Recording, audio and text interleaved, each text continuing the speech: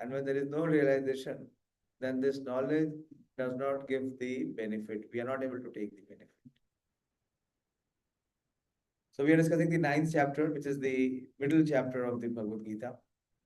The middle 6 chapters, Krishna speaks about devotion. Those of you who have come, how many of you have come for the first time? Madam, you have come for the first time? Okay. And both of you? You're coming for the first time? Second time. And how about you? You've been here before? Okay. So we're discussing the 9th chapter. The 9th chapter is in the series of devotion. The middle 6 chapter, Krishna speaks about devotion. First 6 chapter, Krishna talks about duty, how to perform duty. That is the word dharma. Bhagavad Gita is very revolutionary. It equates dharma with performing one's duty. That is the constitutional position of every living entity, to perform his duty. The Bhagavad Gita inspires us to perform one's duty. Karmanyeva adhikaraste. We have this rightful claim to perform our duty. And the middle 6 chapter talks about devotion. When duty is done with devotion, it becomes worship. Worship is not done with duty, neither with devotion. The kind of worship that we see, it is done with expectation for return or reward. It is neither duty nor devotion, nor worship. It is like a business transaction. And in the final 6 chapter, Krishna will talk about detachment. So in the middle 6 chapters, this 9th chapter is also the middle of the middle of Bhagavad Gita. And here Krishna, we have covered first 14 verses. In the first 3 verses, Krishna is speaking about that why this knowledge is so very rare and so very confidential. This is Rajavidya and Rajguhyan, the king of all knowledge. And so he speaks the glories of this 9th chapter. And then from verse number 4 to 10, Krishna talks about his supremacy, his authority over this material creation. And in the 9th verse, he says that this material creation is not independent. It is working under his superintendence. So there are 2 types of people, the 2 kinds of people. One who accept the authority of the Supreme Lord, they are called devotees. And the other, those who deny the authority of the Supreme Lord, they are called atheistics or demoniacs. So those who are atheistics and demoniac, what is the final outcome of theirs? That Krishna explained in verse 11th and 12th. He says that they are ignorant people. Avajananti mamudha.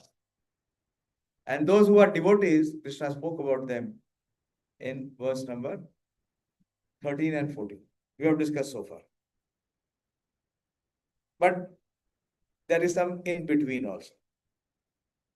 Those who are neither fully devotees. Devotees Krishna explains as Mahatmas. Mahatmas who are completely surrendered to Krishna. And those who are others who do not accept the authority of the Krishna. But between these 2, there is another category that Krishna will discuss in these series of verses that we will discuss from today. So we will start with the invocation, Mangalacharan, so that Krishna allows us this spiritual intelligence to be able to connect to what he is speaking. Om Ajnanatirmirandhasya Jnananjana Shalakaya Chakshurun Militam Yena Tasmai Shri Guruve Nama Shri Chaitanya Manobhishtam Sthapitam Yena Bhutale Swayam Rupa Kadamayam Dadati Swapadantikam Vandeham Shri Guru Shri Yuta Padkamalam Shri Gurun Vaishnavanscha Shri Rupam Sagrajatam Sagana Raghunathanvitam tam sajivam Sadvaitam Savadutam Parijana Sahitam Krishna Chaitanya Devam Shri Radha Krishna Padan Sahagan Lalita Shri Vishakhanvitam Scha He Krishna Karuna Sindhu Dinabandhu Jagatpate Gopesha Gopika Kanta Radha Kanta Namostute ताप्त कांचन गौरांगी राधे वृंदावनेश्वरी वृषभानुसुते देवी प्रणमामि हरिप्रिये वाञ्छाकल्पतरुभ्यश्च कृपा सिन्धुभ्येव च पतितानां पावनेभ्यो वैष्णवेभ्यो नमो नमः। जय श्री कृष्ण चैतन्य प्रभु नित्यानंद श्री अद्वैत गदाधर शिवासादि गौर भक्त वृंद हरे कृष्णा कृष्णा कृष्णा हरे हरे हरे राम राम राम हरे हरे। नमो विष्णुपादाय कृष्ण पृष्ठाय भूतले श्रीमते भक्ति वेदांत स्वामिनिति नामिने नमस्ते सारस्वते देवे गौरवाणी प्रचारिणे निर्विशेष शून्यवादी पाश्चात्य देश तारिणे। Hare Krishna. So this verse number 15, Krishna talks about the other categories of worshippers. ज्ञान यज्ञेन चापि अन्ये यजन्तो मामुपासते एकत्वेन पृथक्त्वेन बहुधा विश्वतो मुखम् ज्ञान यज्ञेन चापि अन्ये यजन्तो मामुपासते एकत्वेन पृथक्त्वेन बहुधा विश्वतो मुखम्। Please recite. Try.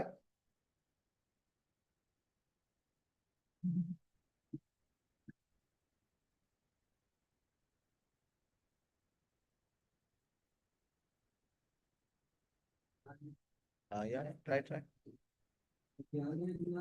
Jnana yajnena. Yajna means sacrifice. Jnana yajnena. So how this sacrifice is? Sacrifice is by cultivation of knowledge.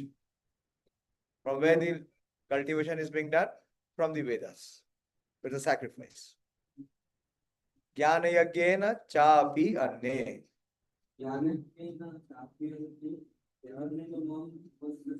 Yajanto mam upasate. Yajanto means by performing sacrifice. Upasate means worshipping. So how the mode of worship is? By sacrifice. And what is the prominent part in sacrifice? Cultivation of knowledge. Another example is this Bhagavad Gita that we are studying. This is also Jnana Yajna.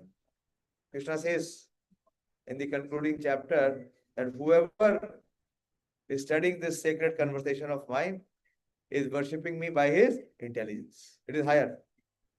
Normally how we worship?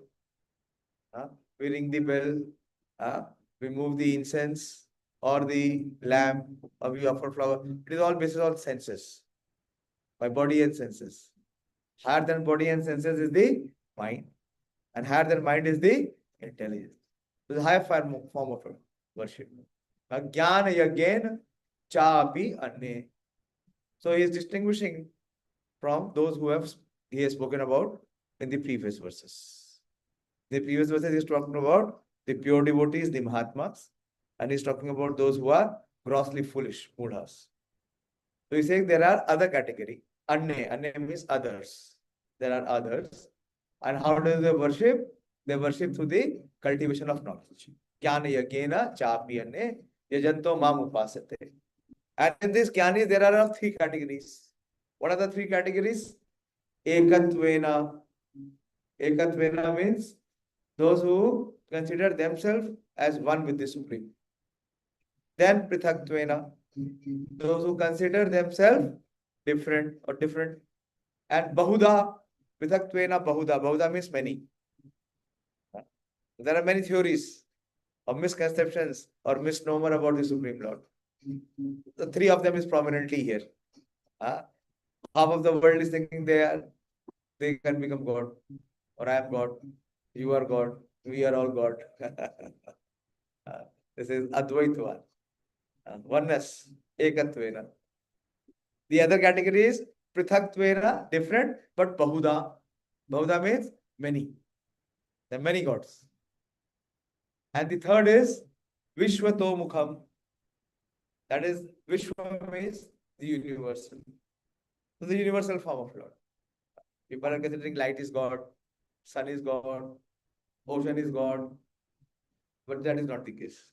But this is their perception or conception. Okay, understood the verse? So, Jnana Yajnana Chapi Anne. There are others who perform worship to me by the process of sacrifice. And what is that sacrifice? This is Jnana, cultivation of knowledge. From where they are receiving this knowledge? They are receiving the knowledge from the scriptures, from the Shastras. And what is their form of worship? What is their conception? Ekatvena, oneness with me. Prithaktvena Bahuda, that there are many. And Vishwato.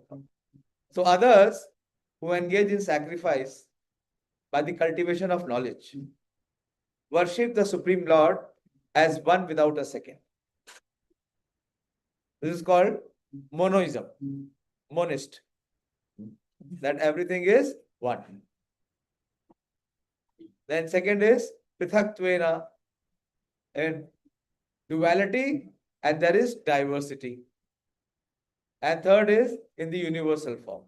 Others who engage in sacrifice by the cultivation of knowledge worship the Supreme Lord as one without a second, as diverse in many, and in the universal form. So we have had many categories now. Prabhupada will summarize in the purport. We will discuss that. This verse is the summary of the previous verses. Previous verses meaning from 11 to 14. So far what has been discussed. The Lord tells Arjuna that those who are purely in Krishna consciousness and do not know anything other than Krishna are called Mahatmas. Fine, we discussed. This has been discussed in the last two verses, in the 13th and 14th verses. Mahatmanas tu mam partha, devi prakriti mahashrita. And what is their activity? Satatam kirtayanto mam.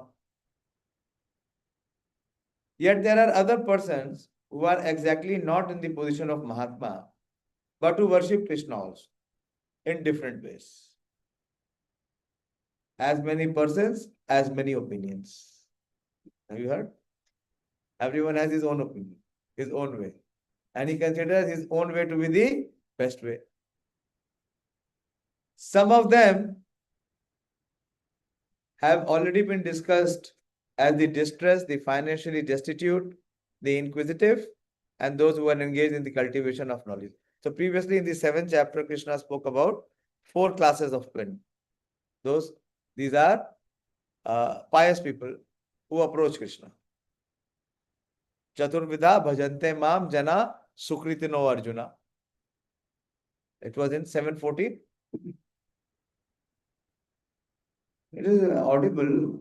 You are able to hear me. Na? I don't need a mic. My pitch is, sufficient to reach. By online viewers are hearing nicely. I don't need this technology. Not required. It just deviates and distracts. So, in the 7th chapter, Krishna spoke about 4 categories of people. Those who approach Krishna, they are not pure devotees. The first is the distressed. Why people come to God? Because from the world, they don't see any ray of hope. When they are surrounded by hopelessness and failure, then they turn to God. जिसका कोई नहीं उसका तो खुदा है यारो. Why? because they are overwhelmed by their distress. And when their distress is gone, they forget God. As they come, so they leave. But their purpose is not to serve or have any connection with God. Their purpose is only to get relief from the distress. You've seen the students when they will, start worshipping when there is exam. Exams are gone, worship is gone. When the girl is not getting married, parents will worship. Girl got married, worship is gone. So these are all, distressed people. But Krishna says, okay, they are coming to me, so they are all pious. At least they are coming to me. Second category is those who are artharthi, those who are desirous.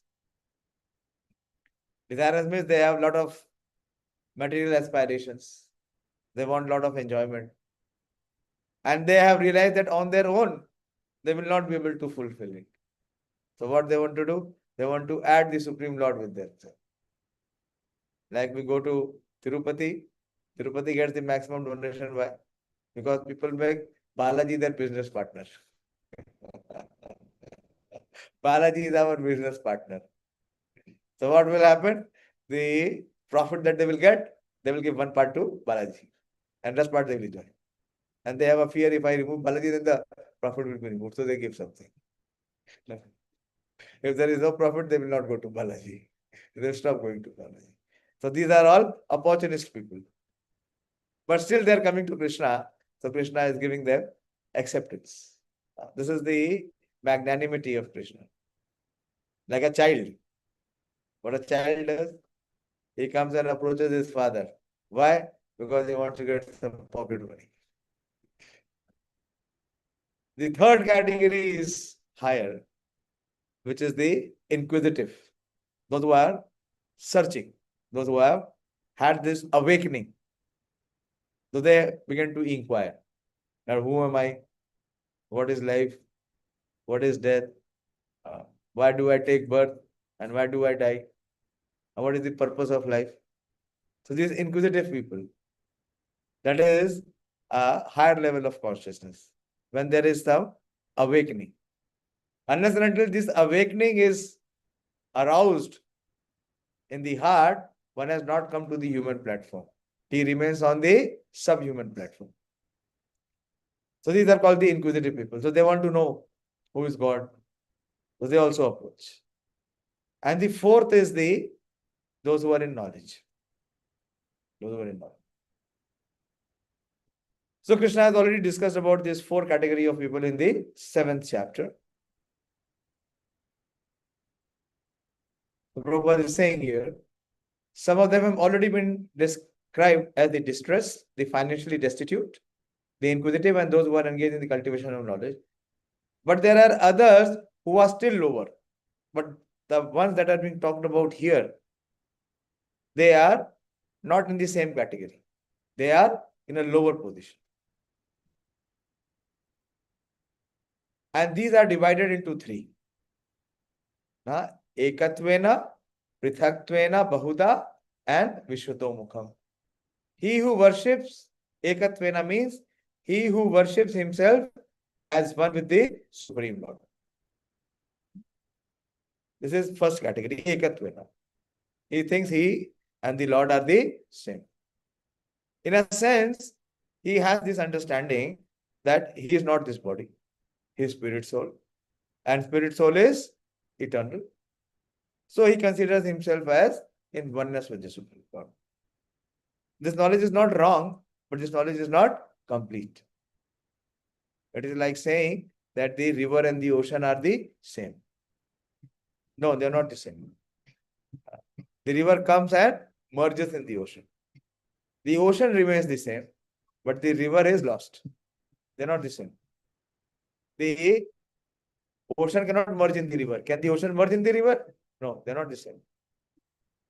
Quality may be the same, but quantity is different. So these are the first category of people whose knowledge is not come to perfection. It's the imperfect knowledge. Second, he who concocts some form of the Supreme Lord and worships that. These are basically those who consider the demigods to be the same as the Supreme Lord. And there are how many demigods? Innumerable.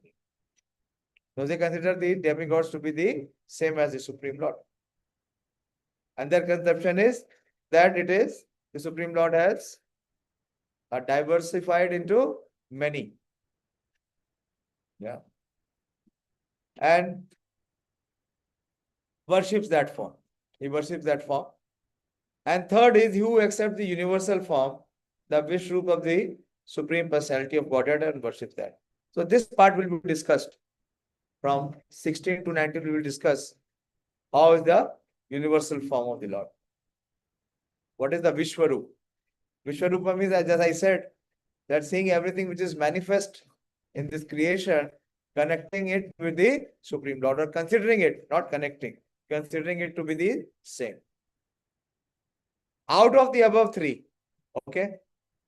So these three, Ekatvena, Bahuda, Prithaktvena Bahuda, and Vishuddha Mukham. The lowest are those who worship themselves as the Supreme Lord. So such kind of knowledge is the most abominable, or lowest rung.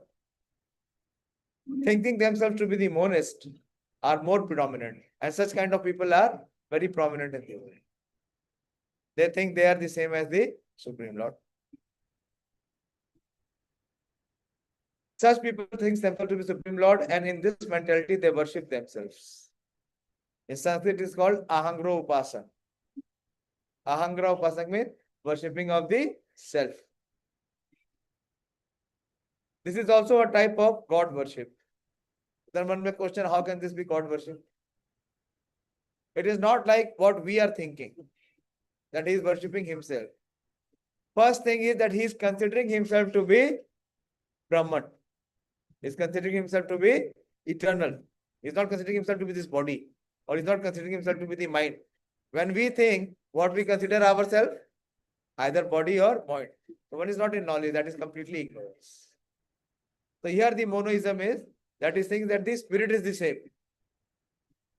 But is not able to identify between the supreme spirit and the individual spirit.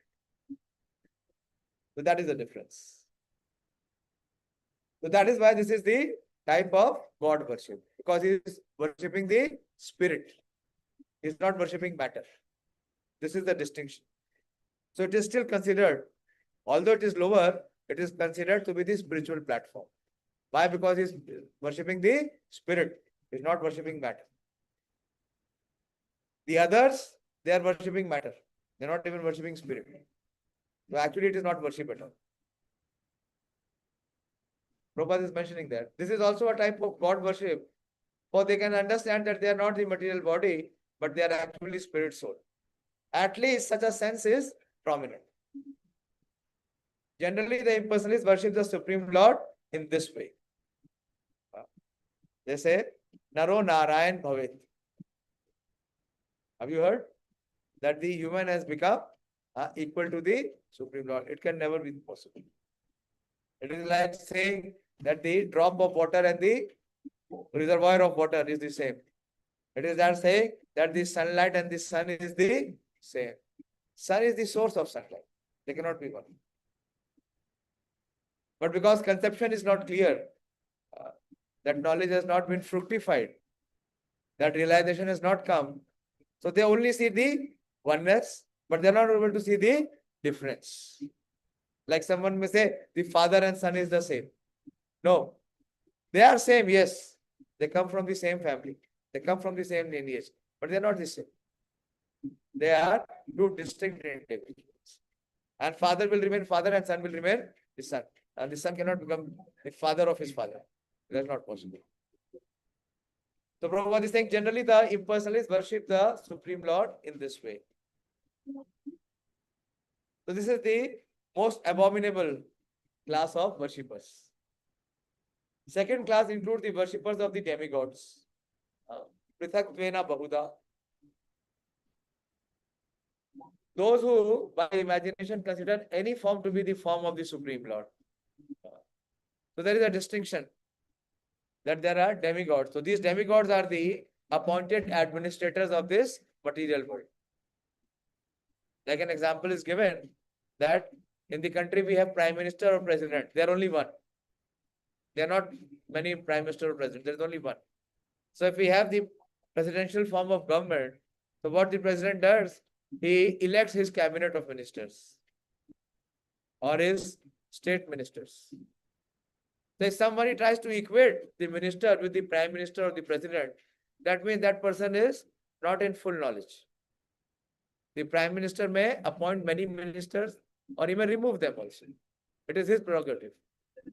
And no minister can equate himself to be with the prime minister. They are all his appointed representatives for a specific function.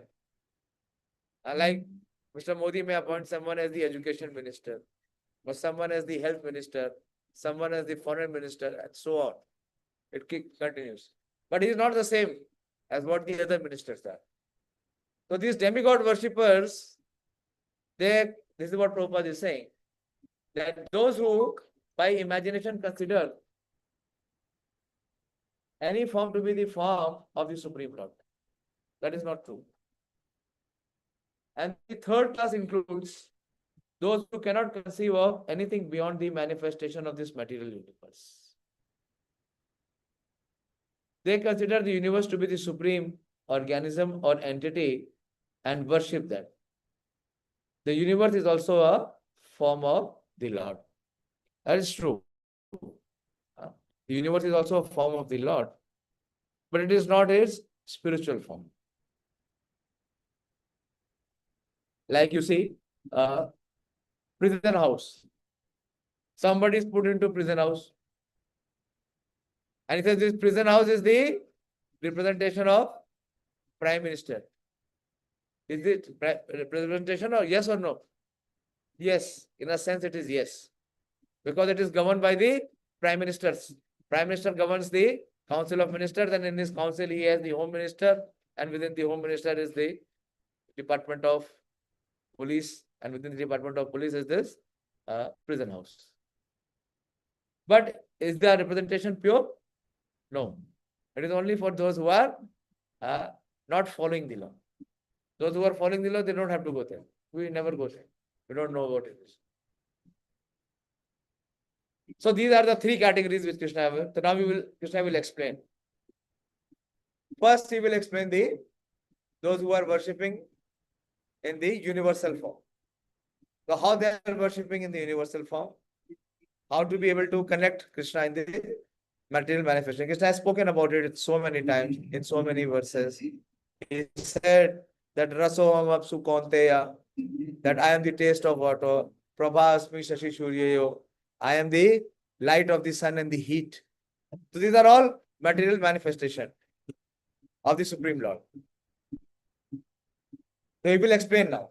Let us see. Very interesting. 16th verse, he says, Aham kratur aham yagna swadhyayam aushadam mantro aham evajyam aham agnir aham hutam. So first he says, Aham kratu. Kratu means the ritual. That one who is performing the sacrifice. So he follows a Vedic process that is called the ritual. And he says, Aham yagna. Yagna means the sacrifice. I am the ritual and I am also the sacrifice. And Swada Aham. Swada means the offering, what is called the oblation. Whatever you put inside the sacrifice. He said that also is me. And Aham Aushidham. Aushadhi means that which heals, or that which cures. He says that also I am. And he says when there is a sacrifice being offered, there are some recitation of mantras. So he says, Mantro Aham and Aham Evajyam. Evajya means the clarified butter or the ghee, which is poured in the sacrifice. I am also the fire, and I am also the Hutam offering. So 8 times he is mentioning himself as Aham. He says, but it is I who am the ritual, which is Kratur, sacrifice, which is Yagna. Telling speak after 9:30. I am the sacrifice, and I am also the offering to the ancestors. The healing herb, the transcendental chant, I am the butter and the fire and the offering. Actually, what Krishna is the essence of all. Whatever is there is the essence of all. We understand this. Prabhupada says, you speak to him, don't let. The Vedic sacrifice known as Jyotish, Jyotish Toma is also Krishna. And he is the Mahayagna mentioned in this Smriti. So these are various rituals and various scriptures which mention the oblation offered to the Pitralok or the sacrifice performed to please the Pitralok, considered as a kind of drug in the form of clarified butter, is also Krishna. Now we will see, Shraddh, people will observe Shraddh. They will offer all these offerings. And the mantras chanted in this connection are also Krishna. And many other commodities made with milk products are for offering. And these sacrifices are also Krishna. So Krishna is very emphatically declaring here that all of it is representation of me. It is meant for me. Why? Because in the 5th chapter, Krishna has already given the principle. If you see the 5th chapter, 29th verse, Krishna says, Bhoktaram Yagatapasam. That I am the enjoyer of all the sacrifices. Bhokta means the enjoyer. Bhoktaram Yagatapasam of all the sacrifices. See 5:29. That Krishna has already declared that. This is the last verse of the 5th chapter. Knowing to be the ultimate beneficiary of all sacrifices and also austerities. So how he is so? He is explaining here. Just connect. Bhagavad Gita is a progression. What Krishna has given the principle before, now he is explaining. How is the Bhokta of all sacrifices? This is the verse. He is saying that everything which is being offered, everything which is being recited, everything which is being followed, everything is me. Me meaning that he is the enjoyer. He is the essence. For him, the purpose is to satisfy him, is to please him. There is no other purpose. Some are able to do it directly. Those who are not in knowledge, what they are doing indirectly. Like if we have to get the fruit in the tree, where should we pour water? We should put it in the root. If we water the root, the entire tree is nourished. Then no other part of the tree is to be watered. But if somebody is very much captivated by the flower and the fruit, where will he water? He will not see the root. Do we see the root of the tree? No, we only see the flower and the fruit. So everyone is captivated by the flower and the fruit. So they will say we have to water there. But ultimately the water has to reach the root. So here Krishna is saying that in other words, the Vedic sacrifices recommended in the Karma Kand division of the Vedas are in total also Krishna. So this is the essence. This is talking about those who are performing these sacrifices, as I said, with the desire to receive something in return. This is called karma kand. Karma means that whatever action you perform, you receive a reaction of it. So those who are performing these sacrifices, the purpose is what? Is to get better facilities for enjoyment than what they have. So such people, this is the recommendation in the Vedic sacrifices. Or in other words, those who are engaged in rendering devotional service unto Krishna are to be have understood to have performed all the sacrifices recommended in the Vedas. So those who are not performing devotional service, they are into all this kind of ritualistic activities of performing so many sacrifices. And predominantly these sacrifices are being performed to whom? To the demigods. And why to the demigods? Because there is a desire, expectation to be fulfilled by the demigods. I'll give you an example. Like Ravan, whom did he worship? Huh? Lord Shiva. What was the purpose? To get boons, to get benediction. He wanted even to become more powerful than Lord Shiva. Not to please Shiva, just to receive from Shiva. Is he actually a worshipper of Shiva? No. He has no respect in his heart for Lord Shiva. So this is how we see the Vishwaroop. We see the presence of the Supreme Lord in his all manifestations.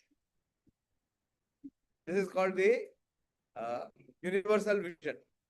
To be able to see everything which is in connection or relation with the Supreme Lord. How to be even more clearer, Krishna gives another verse, which will make it even more clearer. He says, 17th verse. So how is Vishwato Mukham? It is mentioned in the next three verses, 4 verses, 16, 17, 18 and 19. I will try to complete all these 4 verses today. Give me the phone. Let me see the time. Haribol, give me the mobile phone. 8:30, 8:28. I have time. I will be able to do. So further he says, Pitahamasya jagato Mata dhata pitamaha Vedyam pavitram onkara Riksham yajurevacha. So he says that I am the father of this entire creation. Pitahamasya jagato. This jagat is not without any father or mother. It is not orphan. There is a father. And who is the father? Krishna is declaring. He is the father of this material. And he says not only he is the father, he is also the mata. Because only father, what can he do? If there is no mata, then the lineage cannot continue. And not only he is mata, he is dhata. Dhata means the supporter or the foundation, sustaining force. And he says, I am also the Pitamaha. Pitamaha means the grandfather, the father of the father. And Vedyam Pavitra Omkaram. And in the Vedas, the syllable Om, that syllable Om is me. And he also says that Rig Sam Yajur Evacha. So there are 3 Vedas, the 3 divisions of Vedas. Rig, Sam and Yajur. Arthava was added later by Vyasadeva. Originally it was not there. It was added by Srila Vyasadeva. So he's covering, you see, how to see his universal form. So first he started from the oblations and the sacrifices, all the rituals. And now he's coming to that I am the father of this universe, the mother, the support and the grandsire. That is the Pitamaha. I am the object of knowledge. Vedyam, I am the object of knowledge. And Pavitram Omkaram, the syllable Om. And I am also Rig, Sam and Yajur Vedas. So he's giving how to be able to see his manifestation in the entire creation. The Prabhupada says the entire cosmic manifestation, moving and non-moving, are manifested by different activities of Krishna's energy. Like you see everything in this country, how it is functioning? It is functioning with the energy of the Prime Minister. The police is working. It is the energy of the Prime Minister. Prime Minister as Home Minister, And under Home Minister, this department is running. Prime Minister has Health Minister. Again, under Health Minister, so many hospitals are running. So in different way. Prime Minister is not personally present. Is he personally present? No. But all control is with the Prime Minister. So there is a concept of energy and the energetic. The Supreme Lord is the energetic. And he has many diverse energies. And his energies are functional. In the material existence, we create different relationships with different living entities who are nothing but Krishna's marginal energy. So there are three types of energies. One is called the spiritual energy that we discussed in the 13th and 14th verses, which is called the divine energy or the spiritual energy. That representation is done by Srimati Radharani. And the other is called the external energy or the illusionary energy, which Krishna discussed in the 11th and the 12th verse. Mogasha, Mog Karmana, Mog Jnana Vichetasa, Rakshashim Asharim Cheva, Prakriti Mohini Masha, which is called the Maya Shakti. We see in this universe, which Shakti is working? Material world, Maya Shakti. It bewilders everyone. Everyone is under bewilderment. What is the greatest bewilderment? Which is there with everyone. Not even one is spared. It is not so difficult. But the point is, we cannot see, realize, and accept. This bewilderment is there with everyone. No one is spared. Krishna speaks that. Tribhi gunmayi bhave, ebi sarva midam jagat, mohitam, na vijanati. Everyone is bewildered. What is the biggest bewilderment in this creation? Is our identity. We do not know who we are. Do we know who we are? We don't know. And we want to know the world. What a foolishness. How can we know others when we don't know who we are? That journey from within has never began. And we are trying to seek so many other things outside. It has no meaning, no value. So here, Krishna is saying that and Jiva, the living entity, is between two. So it's called the marginal energy. One is the illusionary energy. Illusionary energy, what it does? It covers our real identity. And it connects us with that which is impermanent, which is the body. If the illusionary energy's influence is not there, then there will not be bewilderment. But to be free from illusionary energy, one has to come under the protection of divine energy, that is Mahatmas. And Jiva, we all living entities, we have the choice. Either we can remain under the shelter of illusionary energy, or we can take the shelter of the spiritual energy. Choice is there with them. So Prabhupada is speaking here that different living entities who are nothing but Krishna's marginal energy. Like I'll give you one example. When you go to the seashore, what it is called? Seashore को क्या बोलते हैं? Beach. When you go to the beach, children are playing. They are making some sand castles. When the wave is less, they can create that castle. And when the wave comes, it is also burst. So similarly, sometimes the land is visible and sometimes the land is inundated with the water. So what is that land? What is the position of that land? Marginal. Sometimes it is submerged with water, sometimes it is outside of water.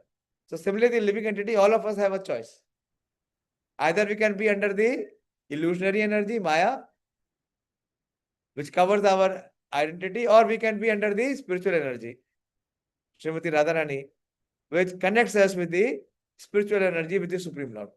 So we know our identity and we know our connection with the Supreme Lord. So it is called marginal. So Jiva is called the marginal entity. And we have our own freedom. Krishna does not interfere in this freedom. He is such a kind father that he does not force anything, does not impose. It is for the living entity to actually elevate and come to the consciousness to be able to distinguish that what he wants to decide, where he wants to be, under which shelter he wants to be. So here Prabhupada is saying that living entities who are nothing but Krishna's marginal energy under the creation of Prakriti. Some of them appear as father, mother, grandfather, creator, etc. But actually they are all parts and parcels of Krishna. This is spiritual vision, to be able to see everyone in connection with Krishna. Even if we say, so that is one vision, is the seminal vision or the biological vision. Seeing in connection with one's own relation, bodily relation. This is called the skin disease. This is a skin disease. Everyone in this world is afflicted with this disease. What is that? Skin disease. Based on the skin, he identifies who is our and who is other. So Prabhupada is saying here, in this verse, the word dhata means creator. Not only our father and mother, parts and parcels of Krishna, but the creator, grandmother and grandfather, etc., are also Krishna. Actually, any living entity being part and parcel of Krishna is Krishna. So this is the connection. All the Vedas therefore aim only towards Krishna. Whatever we want to know through the Vedas is but a progressive step towards understanding Krishna. The subject matter which helps us purify our constitutional position is especially Krishna. Similarly, the living entities who are inquisitive to understand all Vedic principles is also part and parcel of Krishna, and as such is also Krishna. So this is the philosophy, or this is the logic, that because they are all coming from the Supreme Lord, so they are all connected to Krishna. In all the Vedic mantras, the word Om, called Pranava, is a transcendental sound vibration and is also Krishna. Krishna has already declared that in the 7th chapter. That is Pranava Sarva Vedeshu Shabdekhe Paurusham Nishu. What verse is that? In the 7th chapter, Krishna has already declared this.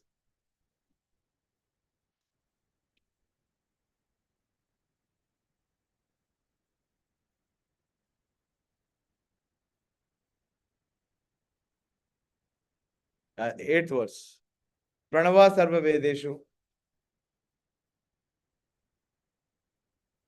I am the syllable Om in the Vedic mantras. The same thing is explaining here again. And because in all the hymns of the 4 Vedas, Sam, Yajur, Rig and Arthava, the Pranava or Omkar is very prominent. It is to be understood to be Krishna. So many people, they think Om is the Supreme Lord. This is what he's saying. This is the universal form.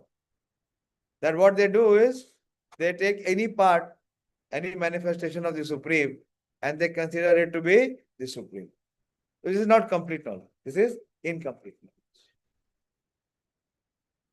Further, he speaks the 18th verse, that Gatir Bharta Prabhu Sakshi Nivasa Sharanam Sruha Prabhava Pralaya Sthanam Nidhanam Bijam Avyayam. So Krishna says that he is Gatir. Gati means at times speed also. And Gati also means goal. So what is the purpose of having Gati? Is to reach to our goal, to our destination. One is speeding. Why you are speeding? To reach to your destination. It says Gatir. That Krishna is that goal, where everyone is wanting to reach. And is also the sustainer, Bharta. And he is Prabhu, he is the Lord. And he is also the Sakshi, witness. And Nivasaha is the abode. Sharanam Sruhit, he is the refuge, he gives shelter. And he is Sruhit. Sruhit means he is the most well-wishing friend. There are many categories of friend. One is called Mitra, friend. Till the time both of them agree, they are friends. Isn't it? We have seen so many friendships. They keep coming in and they keep moving out. Till the time we have something in common, that is friendship. And as soon as we differ, the friendship is also gone. When we are on a train journey, we develop a friendship. When these stations come, that friendship is gone. We never meet or we never talk. These are called Mitra. But deeper than this kind of relationship is the relationship of Bandhu. Bandhu means brothers. Even if you differ, even if you disagree, even if you fight, that relationship cannot terminate. Why? Because you are Bandhu, my brother. But Suhit is beyond both. In brothers also, what do we have? We see that the relationship, there is enviousness, there is falsity. But Shruhit means one who is ever well-wishing good for others, who is always doing good for others, without any condition. Even in Bandhu, if you do good to me, I will do good to you. If you do bad to me, I will reciprocate bad. People are talking about two kind of friends, Modi and Trump. दोस्त दोस्त ना रहा वो है मतलब की दोस्ती है. Till the time that dosti is giving some return and reward, it is there. As soon as it turns opposite, they become enemies. But here Krishna is saying, this is very important to try to understand. If you understand this one point, if we accept this one recommendation of Krishna, then our entire life can be completely changed. Krishna is saying, Shruhitam.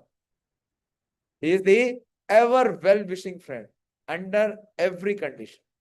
He will only do what is good for us and never which is opposed to us.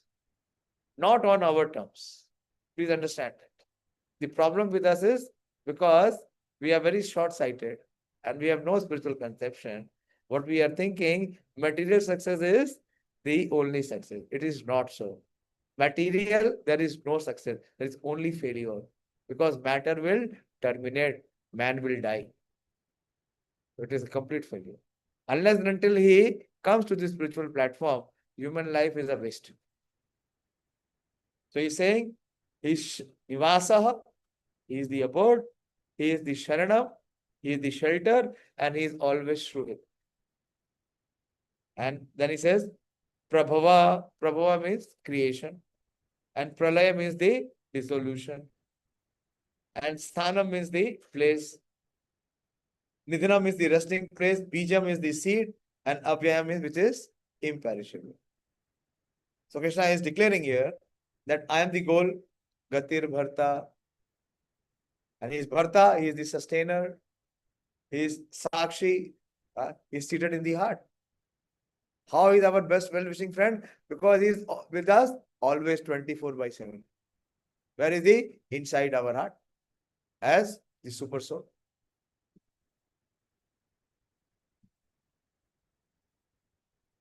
The witness, the abode, the refuge, and the most dear friend. I am the creation and the annihilation, the basis of everything. This is the point, is the essence, is the basis of everything. The resting place and the eternal sea. Okay. So Gati means the destination where we want to go. But the ultimate goal is Krishna. Although people do not know it. There is no cognizance of it.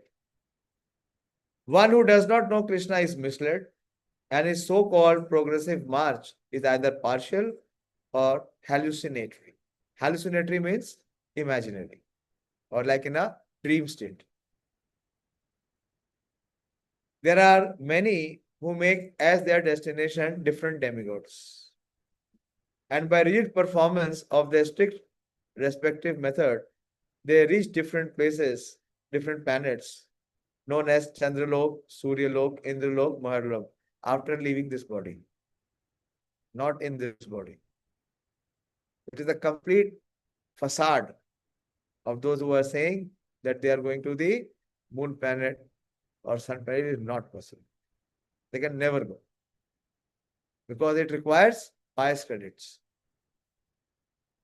If they go to the moon, then what they find? Sand and rocks. No. On the moon planet resides those people who are more pious, those who are enjoying much more, millions of times more than this earthly planets. So how they are making this elevation? Who are worshipping the demigods, some of the different demigods, and rigid performance of their respective methods. So the Vedas are filled with demigod worships, and so many recommendations are given of all this Surya, Chandra, Indra, this kind of worship. But all such lokas or planets being creations of Krishna are simultaneously Krishna and not Krishna. Such planets being manifestation of Krishna's energy are also Krishna, but actually they serve only as a step forward for realization of Krishna. To approach the different energies of Krishna is to approach Krishna indirectly. One should directly approach Krishna, but that will save time and energy. So these demigod worshippers are all indirect. Because the demigods are appointed by Krishna. They are Krishna's appointed, authorized person. So they represent Krishna, but they're not Krishna.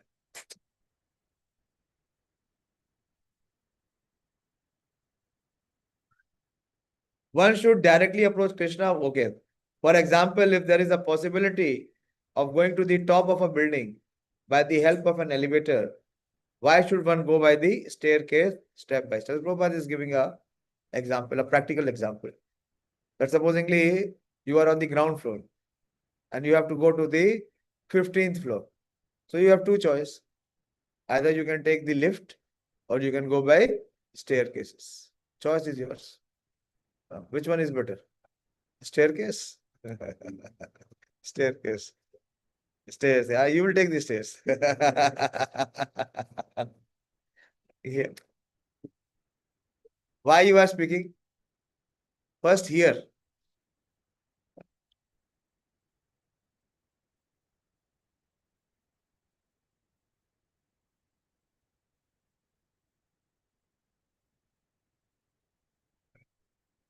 Why should one go by the staircase, step by step? Everything is resting on Krishna's energy.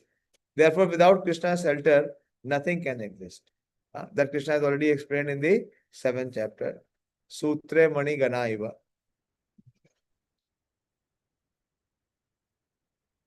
Krishna is the supreme ruler because everything belongs to him and everything exists in his energy. Krishna being situated in everyone's heart is the supreme witness. Another aspect. So we have seen many times that when we commit something which we should not be doing, then from the inner of our heart, there is some voice or there is some resistance. Where is it coming from? It is coming from the super soul. And the super soul is witness to what all we are doing. So we cannot escape. We cannot hide anything.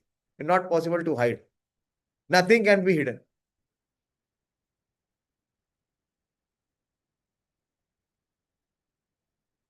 The residents, countries, or planets on which we live are also Krishna. Krishna is the ultimate goal of shelter. And therefore, one should take shelter of Krishna either for protection or for annihilation of his distress. So, what this verses are, speaking here, Krishna is saying, how to be able to see the universal form. Universal form is that how in this universe we see the presence of Krishna through the various manifestations, through his energies. Through the energies, what we see the energetic. I'll give you one example. Like the relationship between a child and the mother is very close and very sweet. So when the child is not there, the mother sees the paraphernalia of the child. And what she remembers? Like the mother sees the shoes of the child. So with the shoe, what comes in her heart? The child. So That shoes make her remember and connect to the child, even the child is not there. So all these manifestations, this material manifestations, what it should do, it should make us connect and remember the Supreme Lord. So we can see the presence of the Supreme Lord through his energies, through his manifestations. But this is the point. Prabhupada is speaking this. That Krishna is the ultimate goal of shelter, and therefore one should take shelter of Krishna either for protection or for annihilation of his distress. That is the direct. Indirect is to be able to see this manifestation as supreme. This is not the supreme, it is the manifestation of the supreme. This is the difference. And whenever we have to take protection, we should know that our protection must be a living force. Krishna is the supreme living entity. And since Krishna is the source of our generation or the Supreme Father, no one can be a better friend than Krishna, nor can anyone be a better well-wisher. Krishna is the original source of creation and the ultimate rest after annihilation. Krishna is therefore the eternal cause of all causes. This we should be able to see. This is the spiritual vision. To be able to see the Creator in His creation. When we see the creation, whom we should connect to, we should not get, captivated by the creation. Whom we should connect with the Creator. That is spiritual vision. So we'll take the last verse in this series. Tapami aham varsham nigranami utsrajani cha amritam cheva mrityuscha sadasachaham arjuna. Further is saying that tapami aham, that I give the heat, and aham varsham, from me comes the rain. So everything, whatever is the cycle and manifestation in the, because Krishna has already given the principle. What is the principle? Maya adhyakshena prakriti suyate sa charachara. That this material creation is working under my superintendence. So to be able to see that how it is working under the superintendence of Krishna. So that is called the spiritual vision. So Arjuna, I give heat and I withhold and send for the rains. When Krishna withholds the rain, 9 months he withholds the rain. And in 3 months he sends the rain. See how much he has to serve. Just imagine how much Krishna is rendering service to us.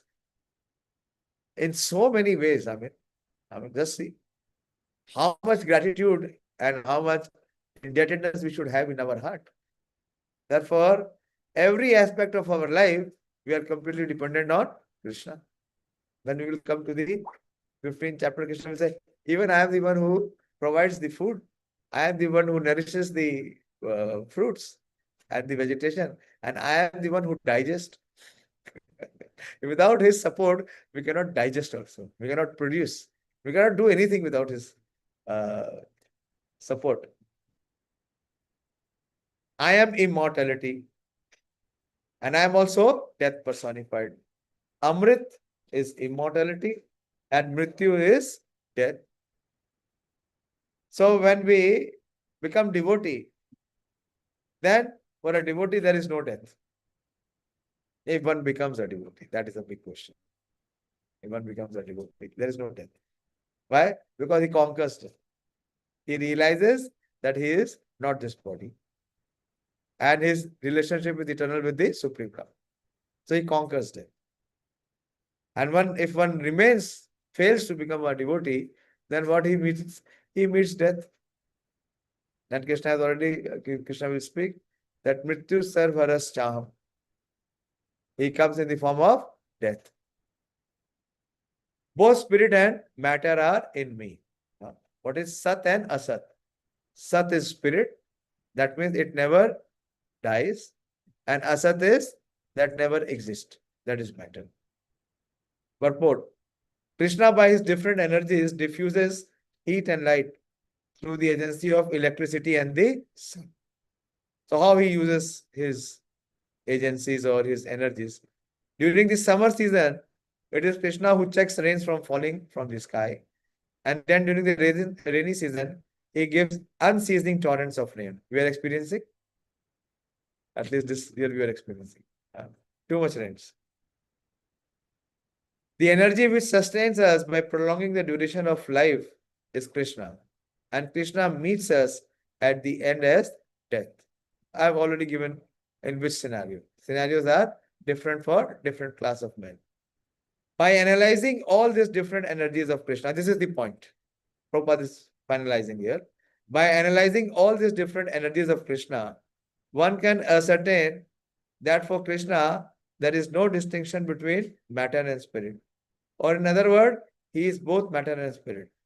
In the advanced stage of Krishna consciousness, one therefore makes no such distinction. He sees only Krishna in everything. Since Krishna is both matter and spirit, the gigantic universal form comprising all material manifestation is also Krishna. And his pastimes in Vrindavan as two-handed Sham Sundar playing on a flute are those of the Supreme Personality of Godhead.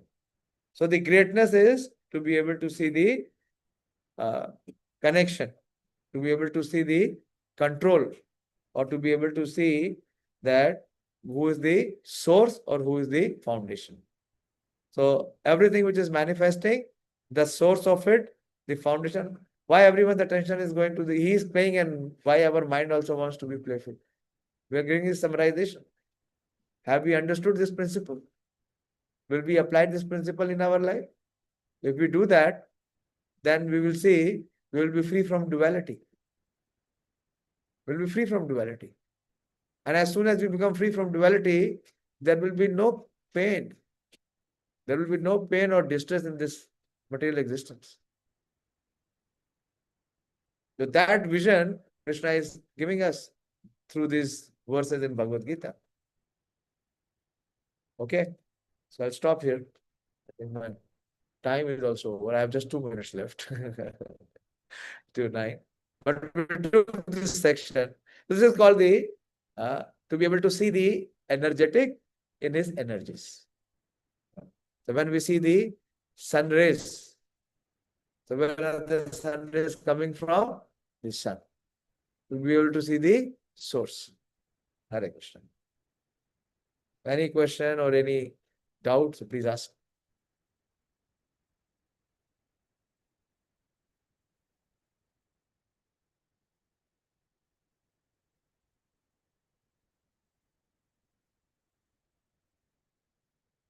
If you have, please ask. See, unless and until we discuss, see, the point is our intelligence should be able to detect. It will take a little while. But if it has detected something, please inquire. So that the concept can become even clearer. Because without clarity, there will not be conviction. And without conviction, there is impossible to have any application. And without application, it is impossible to have any realizations. Hare Krishna.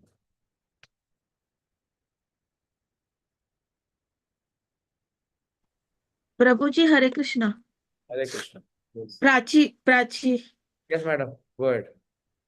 प्रभु जी वो जो second chapter है उसका verse है माँ फलेषु कदाचन. उसकी जो दूसरी लाइन है माफ कर्म फल हेतुर्भू माते संगो अस्ति अकर्मणि. बोलिए. उन्होंने मीन्स परपट में लिखा है कि never consider yourself the cause of the results of your activities. इसका क्या? See, supposingly, if I am coming and speaking here, so what I am thinking that I am the doer, that I am giving this knowledge. Actually, am I giving the knowledge? This knowledge is given by who? Krishna. And who is further detailing and explaining this knowledge? Srila Prabhupada. So who am I? I am just the carrier or the cause? Just the carrier. carrier. But I am considering I am to be the cause. Mm. Krishna is checkmating. He's saying never consider yourself to be the cause. Why? Cause. The reason for that is because the material nature in which we are all existing or we are all sustaining, Mm. it is governed by three modes: goodness, passion, and ignorance. And according to the influence of the mode, we are all acting. So who is making us act? The modes. That is why Krishna will speak. Krishna said, Prakriti kriyamanani guna karmani sarvasha ahankar vimuratma karta hamiti manyati. It is foolishness to consider ourselves to be the doers, when the original cause is not the self. The हाँ. original cause is the Prakriti, the material nature. How it is making us work under the influence of the three modes. Mm. Got it? हाँ. But it requires a lot of detachment. A lot of detachment. To be able to detach from the doership. Normally, we are very much overwhelmed with the phenomena of doership, that I am the doer. And as soon as there is doership, also with it, combined is the enjoyership. So how हाँ. can you detach? If I am the doer, I am the enjoyer. Who the hell are you to stop me? Not enjoy, so you don't want me to enjoy also. So Right. it will come with knowledge. It will come. हाँ. Detachment will only be possible only when you have the vision. That is why Krishna is giving the vision here. Krishna is equipping us with this spiritual vision to be able to see beyond matter. Matter is dead. We cannot see the matter. Okay. मजा आया. What happened? You could not make it? You couldn't come today? फिर से viral हो गया है प्रभु जी. Oh. मैं अभी means एकदम खांसी सर्दी इसलिए नहीं आ पाए हम. Pray for you that you get soon well. Yeah. नहीं हो रहा प्रभु जी. 14 तारीख से 3 अलग एंटीबायोटिक खा चुकी हूँ. अलग अलग अलग. आयुर्वेदिक भी ट्राई कर रही हूँ अभी. Use natural ways. Use some more natural ways. Do some हाँ. pranayam.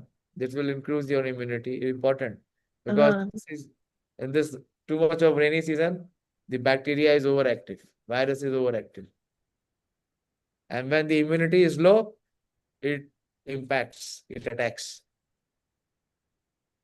Right. One advantage of spiritual life is that you allow minimum things in life, which gives immunity, better immunity. Unwanted things in life decrease your immunity. ये एकदम सही कहा प्रभु जी आपने. Okay, so I will close here. Someone else, if anyone has any genuine question or query. Thank you all very much.